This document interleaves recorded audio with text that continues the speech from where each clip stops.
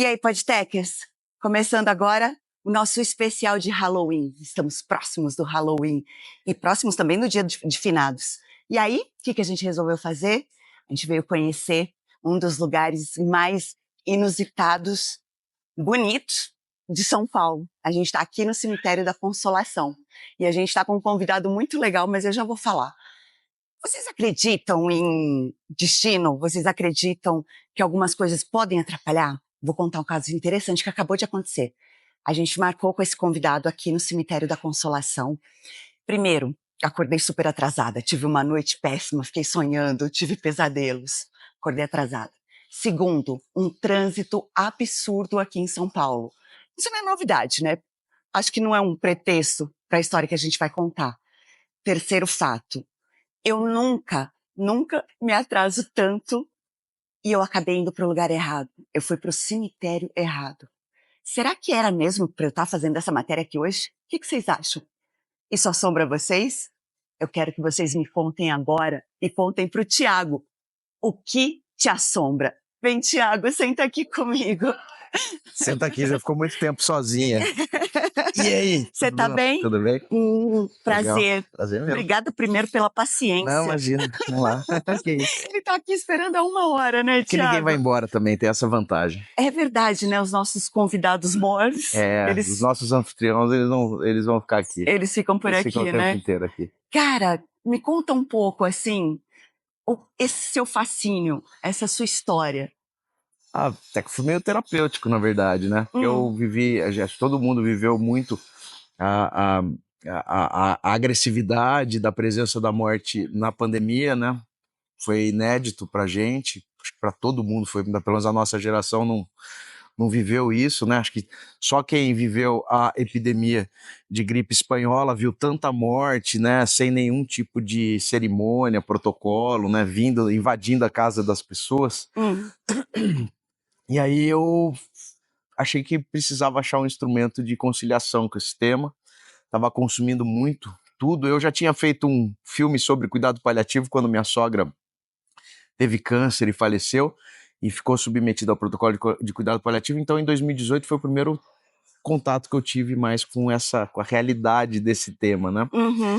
E aí eu, consumindo muito esse tipo de conteúdo, sou nascido em Campinas, resolvi pegar as histórias sobrenaturais de Campinas que não existiam em um acervo organizado, mais ou menos como é no livro do Gilberto Freire, Assombrações do Recife Velho, que foi uma grande inspiração para o projeto, e fiz isso, peguei as histórias com outros amigos e levei as histórias para a internet. Só que não tinha graça nenhuma fazer isso só. O que era importante para mim, até nesse arco terapêutico, era viver essas experiências, levar as pessoas para elas viverem também essas experiências que eu havia vivido na busca das histórias. E aí a gente começou a organizar visitas nesses lugares. Começou pelo centro da cidade, o cemitério da Saudade de Campinas.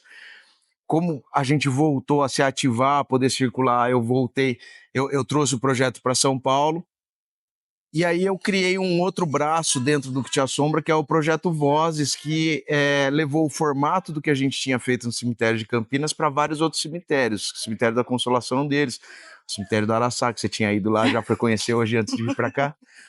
A Necrópole São Paulo, o Cemitério de Santo Amaro, o Cemitério dos Protestantes aqui, e a gente vai indo. E eu tenho Piracicaba, já fizemos também esse formato no Rio de Janeiro. Que bacana. Então a gente vai indo e contando. E na verdade foi uma descoberta que eu tive em Campinas, de que os cemitérios são muito mais do que meros depósitos de restos mortais das pessoas. Eles são grandes salas de aula, grandes acervos históricos das cidades. Então a gente aqui explica melhor do que em qualquer outro lugar a cidade de São Paulo, não apenas o Cemitério da Consolação, mas os cemitérios de São Paulo contam com muita precisão, com muita acurácia, tudo que a gente precisa saber sobre a cidade, a né, história sobre a da formação. cidade. E foi assim que a gente começou. Que bacana. Então, Podtechers, segura aí, porque o Podteca Por Aí especial de Halloween tá começando agora. E a gente vai escutar 1 milhão de histórias interessantes aqui com o Thiagão, tá bom? Vem comigo, que o Podteca Por Aí tá começando. Free spirits, do you hear me now? You better make room for me. Yes!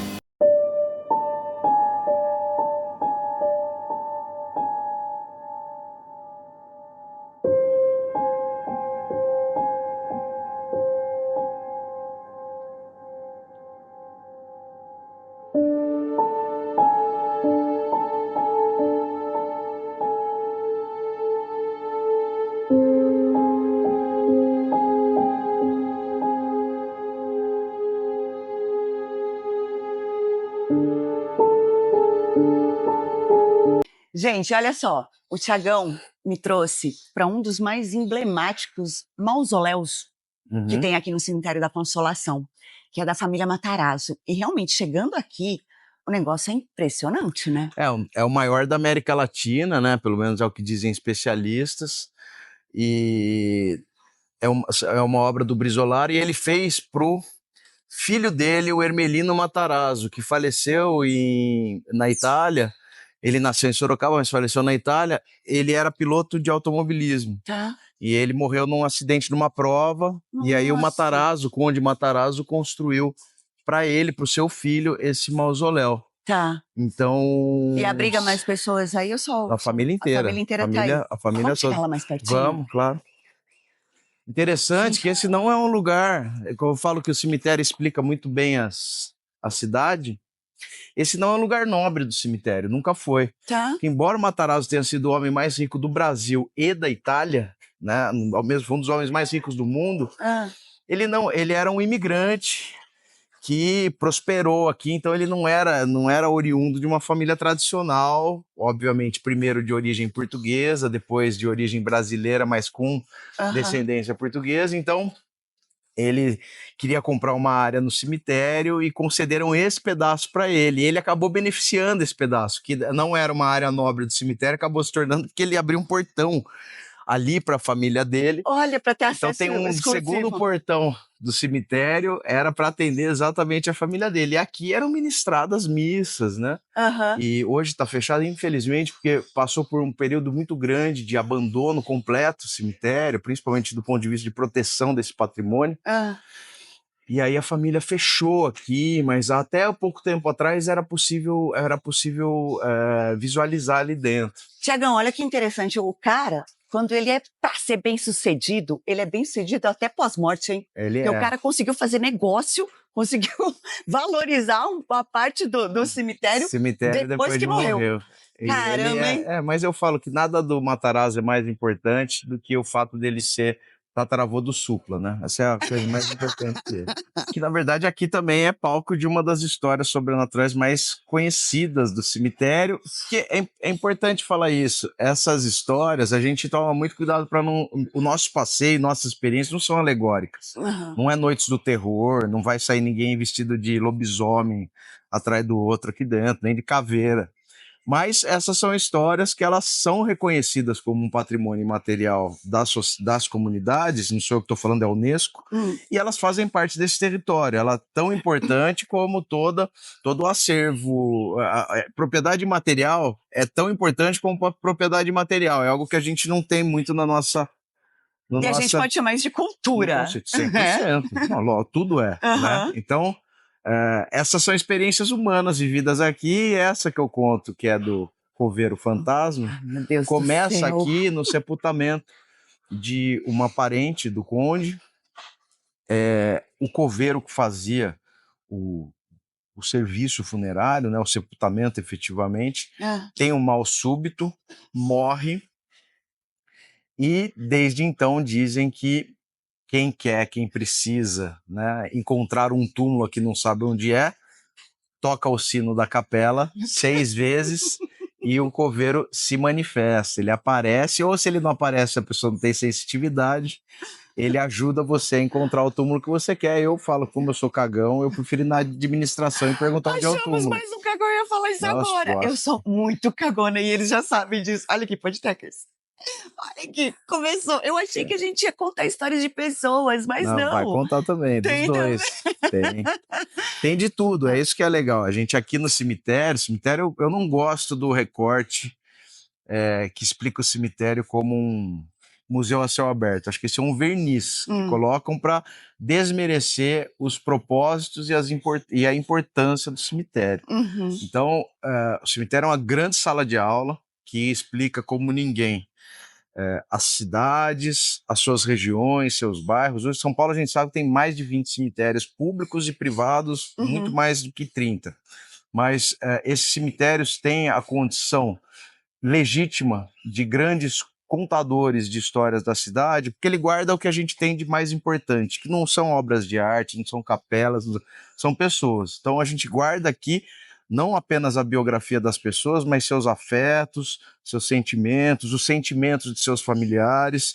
Então, eu falo que o cemitério ele não é um museu a céu aberto. Ele é importante porque ele é um cemitério, porque ele guarda o propósito, ele tem o propósito de guardar exatamente essa memória, que é muito maior do que qualquer tipo de valor pecuniário a partir de obra de arte. Claro que esse é um ativo importante, atrai gente, a gente estuda grandes escultores, eu não tenho dúvida nenhuma, mas nada é mais importante do que a gente reconhecer que o nosso maior valor são as pessoas. É uma grande enciclopédia, são na as verdade, pessoas, né? e isso, né? Os afetos, as pessoas que estão sepultadas, seus afetos, que imediatamente a gente desdobra as famílias. Por isso que a gente tem que brigar para o cemitério ser um lugar sadio, de convívio, seguro, digno, para todo mundo poder acessar. Porque a gente acessa aqui muita coisa importante. Você tem toda a razão. Vamos dar uma voltinha? Vamos lá. Mas vamos passar bem longe desse sino. Eu não quero chegar perto do sino. Eu também não gosto, não.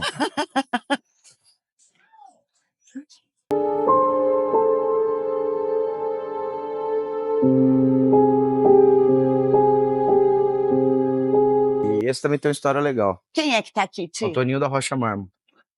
Me conta. Conta. Me conta. Antônio da Rocha Mármore. Isso. Toninho? Antoninho, tá aqui, ó.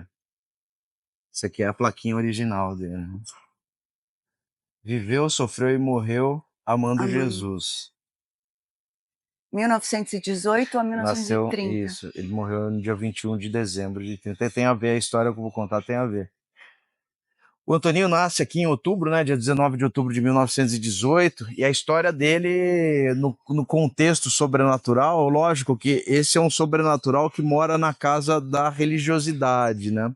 A gente sempre fala que tem o sobrenatural religioso, que é mais dogmático, que é mais inflexível, a gente tem o terror, o horror, que é uma delícia, super legal, entretenimento, tem várias coisas legais, e eu gosto de me encontrar no meio desse caminho, onde há esses cruzamentos. Que você, para mim, esse lugar é o lugar que a gente traz para o cotidiano, o sobrenatural, e usa toda a sua potência para devolver o encanto das coisas. Então eu gosto disso. O lugar que eu me encontro é nessa coluna do meio, entre esses mundos, entre esse tipo de essas retóricas. Né? E o Antoninho da Rocha Mármore, como eu falei, nasceu no dia 19 de outubro de 1918. Para quem não lembra, foi... Que dia é hoje? 18? Não tem problema. Hoje é dia 18? Amanhã seria o aniversário dele. Amanhã seria o aniversário dele? Oh, Antoninho. Olha. Meus parabéns. Amanhã né? seria aniversário do Toninho. Seria Toninho. Coisa. Olha, mais uma coincidência. Continuou? Gente, cada história dessa vai arrepiando tudo. Então o Antoninho nasce no ápice da epidemia de gripe espanhola, 1918. E aí já há um fato muito estranho, sobrenatural, que aconteceu, que foi a mãe entrou em trabalho de parto, estava com 7 meses, então ele era prematuro. A cidade um caos, por conta da epidemia. Na casa deles, um parente estava moribundo, morrendo já. E aí, ninguém sabe explicar como, bate um médico na porta e fala...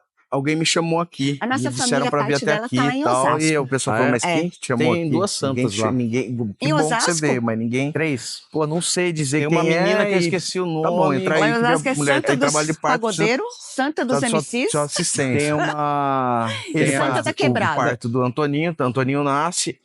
Depois de alguns instantes, esse parente dele que estava moribundo, morrendo, vai até o quarto para recebê-lo. Então o cara que estava morrendo... Horas depois estava ótimo e foi saudar a chegada do Antoninho. Nossa, gente. Tem vários relatos de premonição dele. Então, o mais interessante, como eu falei, ele morreu no dia 21 de dezembro. Ele jovenzinho, morreu com 12 anos, ele criança, adorava ir em missa. Adorava fazer missa. Para as crianças iam chamar ele para brincar, ele fazia missa. Oh, meu Deus. Ninguém chamava por causa disso, né? Chamava para jogar bola. Ele falava, não, vamos fazer uma missinha. Antoninho vai fazer missa. Missinha mais legal. Ninguém chama Antoninho. Antoninho se vestia de padre, ele tinha muita essa vocação, né, religiosa.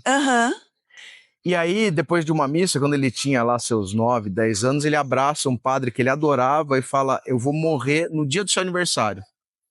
Porque a morte, para essa galera que se torna divindade, é diferente da gente, né? Eles vão se encontrar Não genuinamente, não tem eles o têm aí o ideal de encontrar com Jesus, com o divino. Então não é um sofrimento para eles, né? Aham. A morte. Aí ele falou: vou morrer, vai ser um dia legal, porque eu vou encontrar Jesus. Tá? E o padre falou: calma, você. Gente, uma criança falando desse jeito. E aí o que aconteceu, né? Se dando um salto maior, ele ficou doente de fato. Teve uma tuberculose, foi ser tratado em São José dos Campos, e depois eu vou explicar a razão dessa placa aqui. Ah, Ele foi ser tratado em São José dos Campos, lá ele adoeceu a ponto de já ser irreversível, mas nesse período foi a construção do espiritual, né, do caminho espiritual do Antoninho foi muito interessante, porque ele ficou muito amigo das freiras e dos padres, dos sacerdotes, e ele pediu. A família dele era uma família relativamente de posses, e ele pediu, porque ele percebeu que tinha muita criança que morria sem assistência, então ele pede a construção de um cemitério, de um hospital infantil. E aí a família fez uma grande campanha depois da morte dele, então ele tem pequenos milagres dele muito interessantes. Ele constrói, até hoje tem o cemitério, o hospital do cemitério na cabeça, o hospital do Antoninho da Rocha Marmo, lá em São José dos lá em São José dos Campos. Em 2021, o corpo dele é transladado para cá. Em 2007, ao início de um processo, primeiro de beatificação, reconhecimento do primeiro milagre, depois, se for reconhecido o primeiro, e em havendo outros, e isso existe, estão em análise, ele pode ser canonizado. Ai, Então, Antoninho da Rocha Marmo, que hoje já tem o reconhecimento de virtudes heróicas, já é um venerável, já é um servo de Deus, conhecido como servo de Deus. Isso é um decreto, tá? Não é é um decreto do Papa. Tá. Ele já é um servo de Deus. O corpo dele foi transladado para a Capela da Nossa Senhora da Saúde, que fica nesse complexo do Hospital do Antoninho da Rocha Marmo, junto com o Memorial do Antoninho da Rocha Marmo. E por conta disso, hoje há uma relíquia dele aqui. Essa estátua não é a original, essa é uma réplica da estátua original, que está lá no memorial, e os ossos dele não estão mais aqui, os restos mortais dele não estão mais aqui, mas ainda há um processo devocional aqui ao Antoninho, como a gente pode ver, muitos esvotos. Muitas graças alcançadas, Muito bonito, né? Que você tem esses esvotos que são de bronze, você tem esvotos de plástico, você tem dos mais simples, você tem até um de papel. Papel foi aprovado na OAB agora. Advogado da vida não tá fácil para ninguém. Tomara que melhore, mas é muito interessante isso, pela simplicidade, né? E eu aposto com você, Ti, que ele vai voltar aqui e vai colocar uma bem bonitinha. Vai colocar uma muito bonita, com certeza, quando tiver mais condição. Porque verdade. a devoção ao Antoninho é uma das devoções que eu observo que atravessam a regionalidade, que é muito característica dos processos devocionais de milagreiro do cemitério. Então, próxima vez que a gente vier aqui, ele já vai ser santo. Vai ser canonizado. Eu torço que sim. Primeiro precisa ter o reconhecimento. O primeiro milagre dele foi uma senhora que tinha o risco de perder o braço. O braço dela estava todo necrosado, condenado, com indicação de amputação. E ele salvou o braço dessa senhora. O primeiro está lá no livrinho, está lá no processo dele. Eu acho que o primeiro milagre dele foi ele nascer, né? Pode ser, tem vários outros. A história dele é muito interessante, né? Tem uma história de assombração dele. Ai, meu Deus, não. Eu gosto de tudo. Tem que ter. Não, mas é um fofo susto. É uma aparição fofinha. Depois que ele faleceu, a mãe foi subir numa condução e o trocador da condução cobrou 2 passagens dela. E ela falou, não, eu tô sozinha. Ele falou, não tá, tem um menininho tá aí com você. Descreveu exatamente o Antoninho quando tinha morrido. Toninho. Eu não sei se a mãe pagou ou não, mas enfim, tem essa história muito, muito bonita. E o Antoninho, muito humilde, anda de busão. Diferente dos nossos amigos ali atrás, os Matarazos, tá bom? Super, super ricos. Super ricos junto com o Antoninho. Bora mais, vamos conversar mais.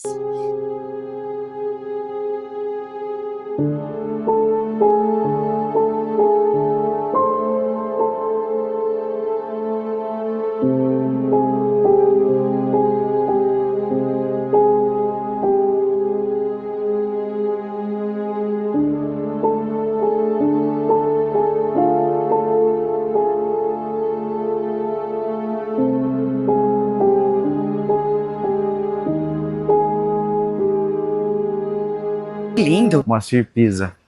É de crime e é bonito desse jeito? É de crime, ele matou uma mulher que era uma mulher super... Cara, não quero ficar... Ele... Ah, Moacir Pisa é um dos grandes advogados históricos da cidade de São Paulo. ah. E para contar essa história, tem que contar a história da Nenê Romano, que era uma mulher super independente, transitava entre os poderosos do Brasil, do estado de São Paulo, mas do Brasil. Muito bonita.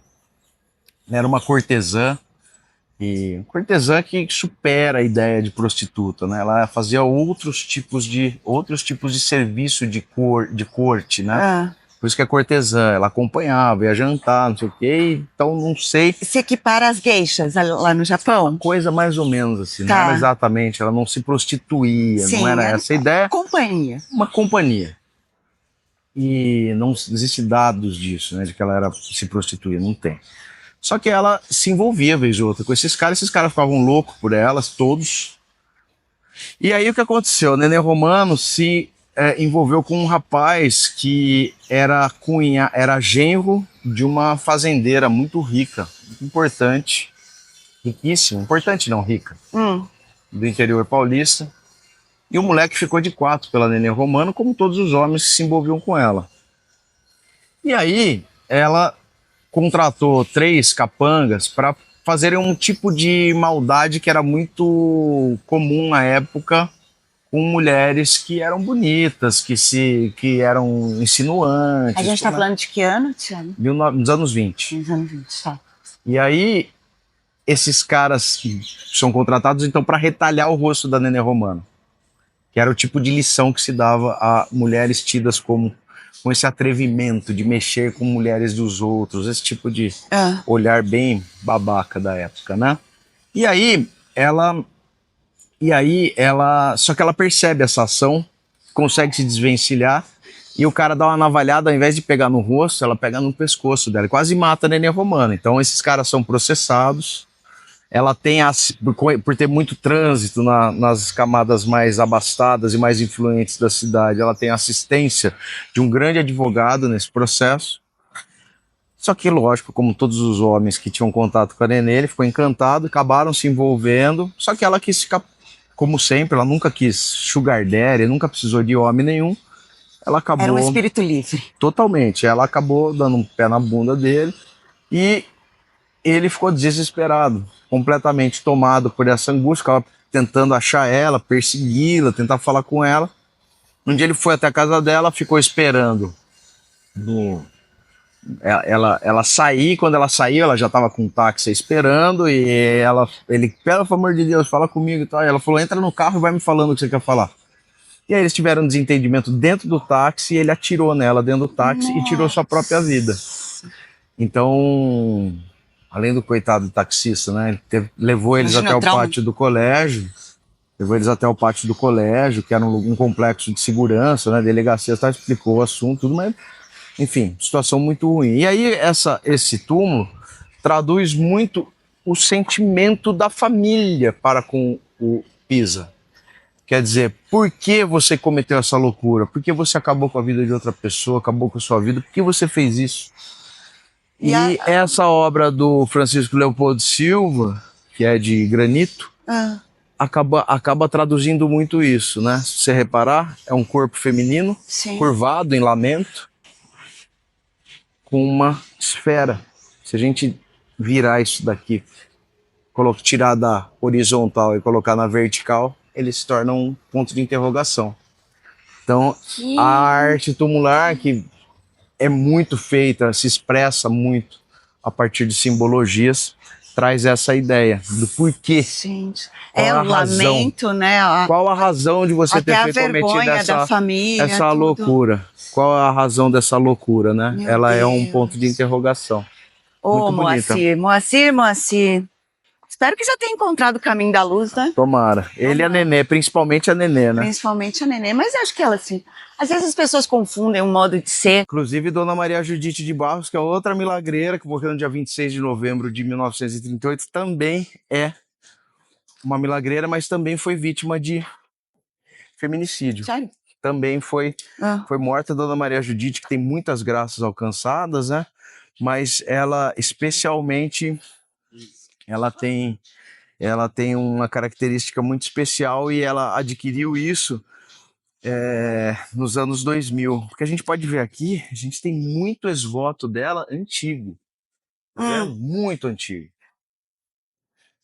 E essa história chama atenção, se vocês deram uma olhada, nas aprovações em provas de vestibular. Ó, entrar na UFA, entrar na medicina na USP, a Universidade Federal de Santa Maria, provavelmente, BT. Não, é USP também. É USP também. Enfim, por quê? Porque veio uma turma... Arquitetura e urbanismo. OB. Que legal. Uma turma de colegial veio para cá nos anos 2000 e o professor falou, pô, vocês não vão fazer prova? Explicou o que era, né, o Milagreiro do Cemitério, falou, vocês não vão fazer prova de vestibular? E aí a galera ia fazer, ele falou, peça ajuda para Dona Maria Judite. E todo mundo passou no vestibular, então ela se tornou a milagreira dos vestibulandos, exatamente. Que bonitinho. E a Dona Maria Judite, quem foi a Dona Maria Judite? Dona Maria Judite foi uma mulher que tinha uma doença degenerativa, sofria constantes sessões de violência doméstica, né, por parte do seu marido, até que numa delas ela sucumbiu. Então é isso que a gente sabe da Dona Maria Judite. A primeira devota dela foi uma senhora que também tinha esse tipo de problema. E a Dona Maria Judite ajudou ela. Ninguém sabe o que ela fez com o marido do homem, mas tomara que ele tenha tido o que merecia, né? Dona Maria Judite, Dona Maria Judite.